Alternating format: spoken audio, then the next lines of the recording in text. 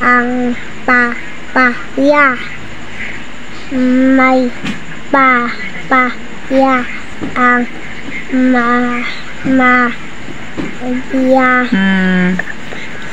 May kapa ang sa papaya sa pala ang Nang. sa ang kapala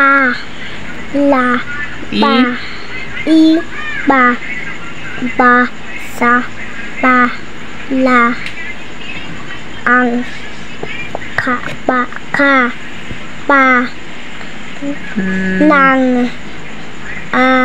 nang sa ya. Galing ah. Anong letter yan? Letter? P. Anong sounds ng P? P.